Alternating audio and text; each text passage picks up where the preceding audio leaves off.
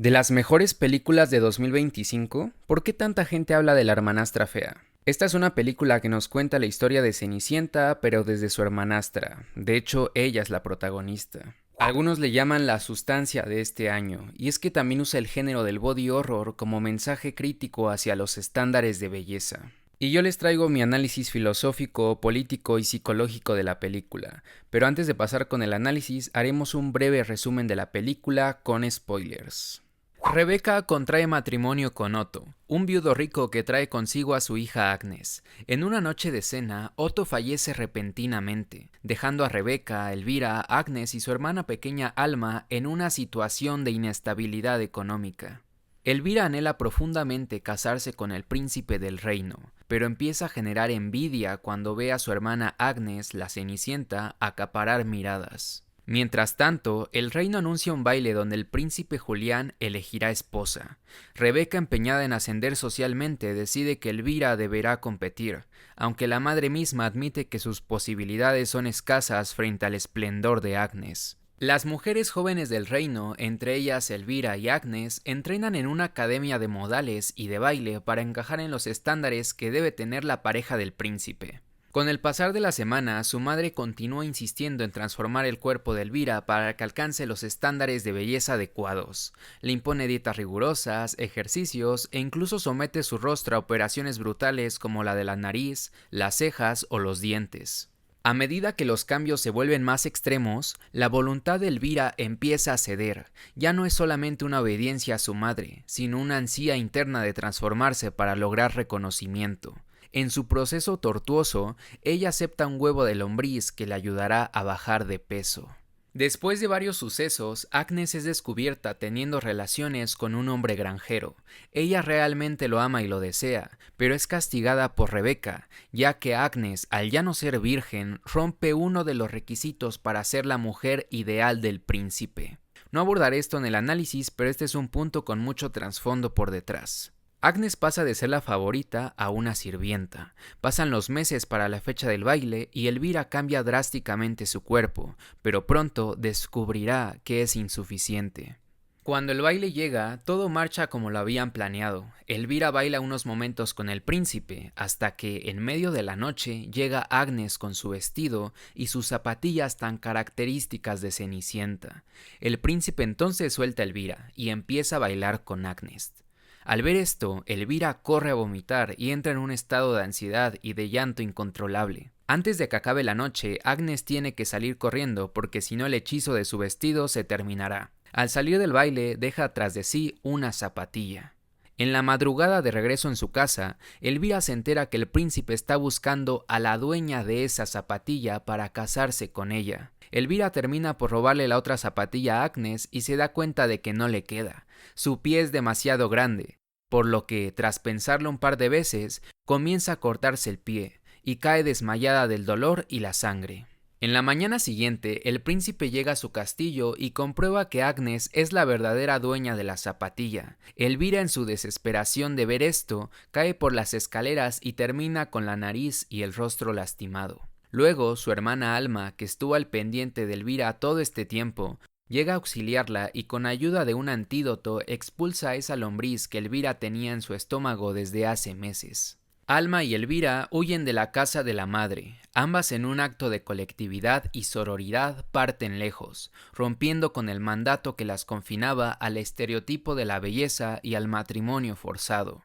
Así, la película termina no con una boda triunfal, sino con una salida silenciosa, dolorosa, hacia una libertad incierta, pero propia.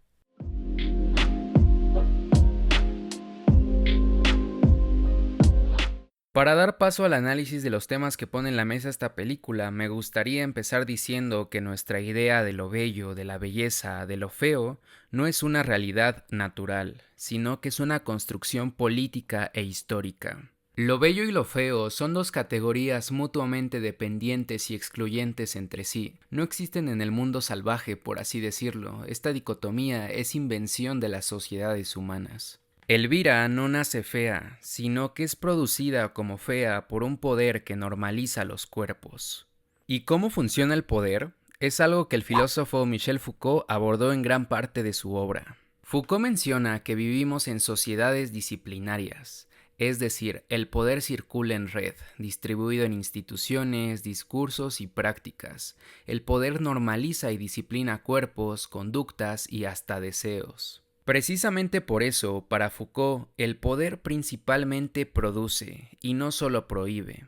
El poder produce los estándares de belleza, sé delgada, sé delicada y por ende en consecuencia prohíbe, no seas gorda, no seas brusca. Lo más loco de todo es que al mismo tiempo ese poder produce nuestra admiración y nuestra anhelación a esos ideales que nos impone. O sea que no solo se moldea nuestro cuerpo para alcanzar ese ideal de belleza, sino que también se moldea nuestra mirada, nuestro gusto y nuestras expectativas. Los estándares de belleza, como ya vimos, varían en las épocas y las sociedades. En la época de la película, para las mujeres lo bello era estar delgada, cierto tipo de ropa, cierto tipo de cuerpo, de pestañas y de nariz. Es por eso por lo que opera en Elvira. Operan entre comillas porque ahí no eran como tal operaciones, era casi a puro golpe. Habíamos dicho que para Foucault el poder se manifiesta en discursos, en instituciones y en tecnologías. Pero ¿qué son estas tres cosas y cómo construyen y perpetúan los estándares de belleza? Los discursos generan verdades, definen lo que es normal y lo que es aceptable. Por ejemplo, el propio mito de Cenicienta es un discurso que genera verdad, un discurso que nos dice que la bella siempre gana y la fea siempre pierde. Todos esos discursos y enunciados de la belleza está en la delgadez no son solo palabras sueltas, sino que son enunciados performativos en el sentido de Butler, porque esos simples enunciados tienen la capacidad de propiciar conductas para modificar nuestro cuerpo. Por otro lado, las instituciones son lugares sociales que también disciplinan cuerpos. Por ejemplo, la escuela. El colegio exige uniformes, cortes de cabello adecuados, formas de sentarse, de callar o de comportarse. En este momento histórico, la publicidad y los medios de entretenimiento funcionan como institución cultural que organiza el deseo, imponiendo modelos de belleza a escala global. Y no cualquier modelo de belleza, sino uno que coincida con la hegemonía, una hegemonía anglo-europea. En la película, Elvira junto a las demás chicas ingresa a una academia de modales femeninos que disciplina cuerpos y también conductas, que si te debes de ver así, que si te debes de mover así. Incluso la propia familia se puede convertir en una institución disciplinaria. Bueno, no se puede convertir, de hecho lo es. En ella se imponen discursos tal como Rebeca o esta señora hacen con Elvira, que a su vez esos discursos vienen de una mirada patriarcal que evidentemente tiene el poder. Por último, Foucault nos habla de las tecnologías del cuerpo. Estas se refieren a cómo los discursos y los saberes se aplican en prácticas concretas sobre nuestro cuerpo. Por ejemplo, un reglamento escolar que te imponen, o en la película la cirugía que en un primer momento su madre le impone a Elvira. O también las que nos autoaplicamos a nosotros mismos, como una dieta autoimpuesta, un filtro de Instagram, cierta rutina de skincare, maquillaje, cierta rutina de gimnasio, o una operación voluntaria como Elvira cuando ella sola quiere e intenta hacer sus pies más pequeños. Cabe recordar en que no hay nada de malo en que te maquilles, en que vayas al gimnasio o en que hagas tu rutina de skincare. Yo lo hago. Sino que simplemente hay que reconocer que son prácticas que moldean nuestro cuerpo. Obviamente hay que mirar críticamente de dónde vienen esas tecnologías que usamos, que no nos hagan daño y que no sean impuestas, sino que pues las elijamos, pero eso lo abordaré más en las conclusiones.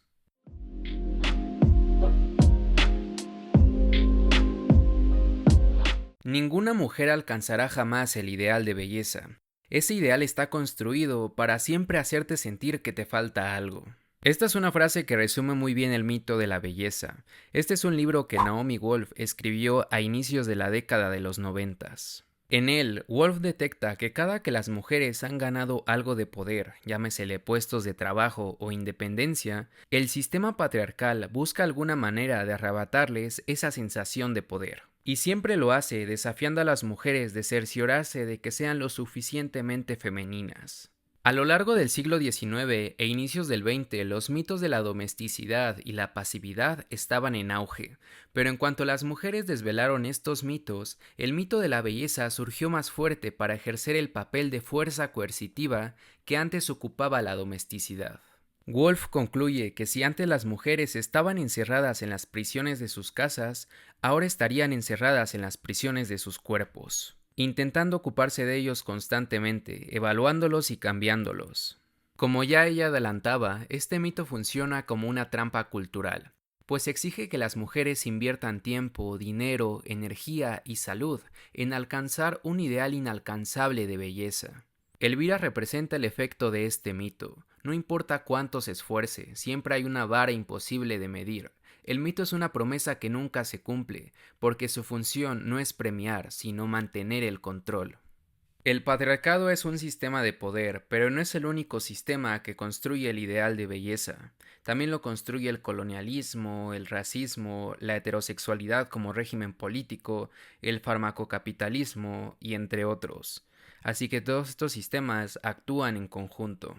El ideal de belleza es un ideal blanco, eurocentrista, y también un ideal cis y heterosexual, pues se construye bajo las categorías binarias de hombre y mujer.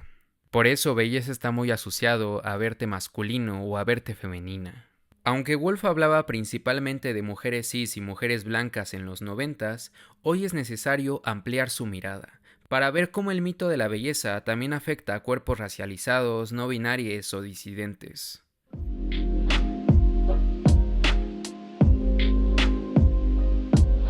El panóptico es un modelo arquitectónico diseñado por Jeremy Bentham a finales del siglo XVIII para las prisiones. Foucault toma este modelo como metáfora del poder disciplinario. Lo importante no es que alguien te mire todo el tiempo, sino que te comportes como si siempre te estuvieran mirando. Ya no hace falta que nos vigilen, nos vigilamos a nosotros mismos. Te juzgas frente al espejo, te corriges o escondes lo que no encaja. Elvira empieza siendo vigilada por la madre, por la mirada de los hombres, pero después ella sola se juzga frente al espejo, se exige la dieta, la operación, la corrección. En nuestra vida pasa igual, no necesitamos un guardia detrás. Tenemos espejos, redes sociales, los likes, esos son los nuevos ojos del panóptico. La escena más fuerte de la película es cuando Elvira se come la lombriz. Esa lombriz simboliza que interioriza las normas sociales. Ya no hace falta que alguien le imponga, ella misma lo hace. Incluso desde ese momento se dan sus cambios corporales más notorios, y la pequeña resistencia que quedaba queda agotada. Ya al final de la película logra vomitar a la lombriz con el antídoto. Esto representa que Elvira deja atrás el deseo por perseguir ese ideal inalcanzable de belleza. Y todo esto no lo logra sola. Alma, su hermana, es clave en este proceso de aceptación. Alma representa la sororidad y las redes de apoyo que están ahí para resistir ante la opresión y el desgaste psicológico. Porque ante el panóptico que nos aísla y nos destruye, está la colectividad que nos conecta y nos cuida.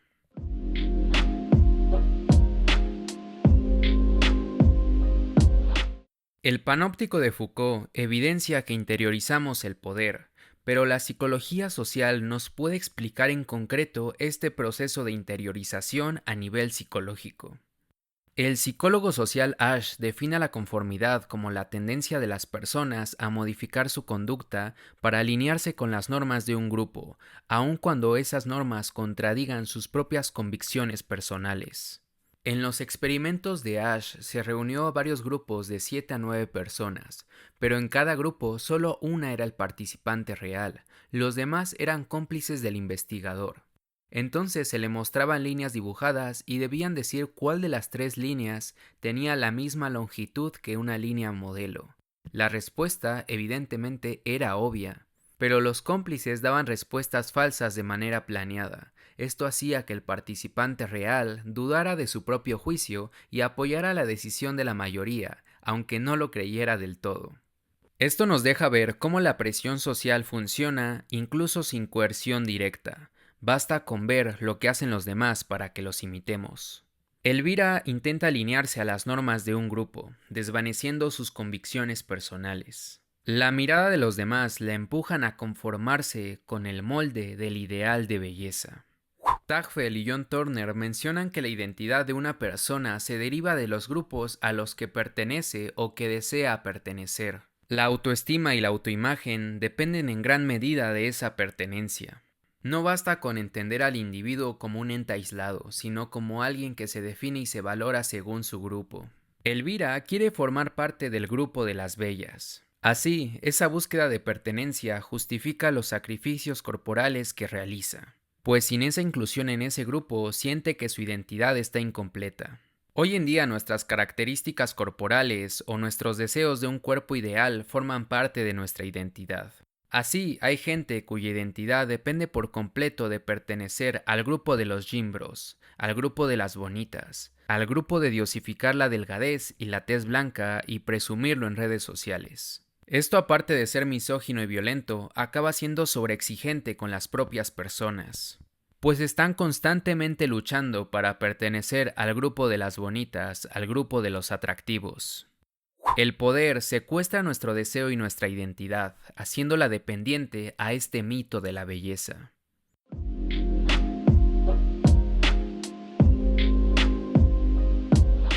Paul Preciado sugiere que el cuerpo no solo es un campo de opresión, sino también un laboratorio de experimentación política. A lo largo de todo este análisis nos quedó claro que hay una estructura que moldea nuestros cuerpos, nuestras conductas y también nuestros deseos. El body horror de la película es solo una forma de hacer más evidente lo que hacemos en nuestros hábitos cotidianos con nosotros mismos. Pero ojo aquí, la reflexión final no es criminalizar lo que hacemos. Se trata de saber y estar conscientes de que nuestros deseos están atravesados por historia, por poder y por discursos. Que esos ideales de belleza que buscamos no es algo natural, es algo político. Debemos ser conscientes de dónde viene, porque no nacemos odiando nuestro cuerpo. Nuestro cuerpo puede ser un archivo de opresiones, pero también un territorio de invención. Como dice Preciado, cada vez que usamos una tecnología del cuerpo para explorar, para reírnos de la norma, para afirmarnos fuera del molde, el deseo deja de estar capturado. Donde hay poder, hay resistencia. Podemos usar las tecnologías del poder, el maquillaje, el gimnasio, la moda, las hormonas, pero sin obedecer ciegamente su lógica. Usarlas no para normalizarnos, sino para tratar de hacer praxis de libertad corporal en sus márgenes. Y bueno, hasta aquí llega el análisis del día de hoy sobre la película. Es un contenido diferente al que suelo hacer, porque yo suelo hablar de veganismo y derechos animales, pero también me gusta hablar de temas sociales que pues me interesan. Así que bueno, espero les haya gustado y si les gusta, pues seguiremos trayendo contenido similar analizando películas desde este enfoque filosófico, social y psicológico. Así que bueno, yo soy Leo y nos estaremos viendo la siguiente semana. Adiós.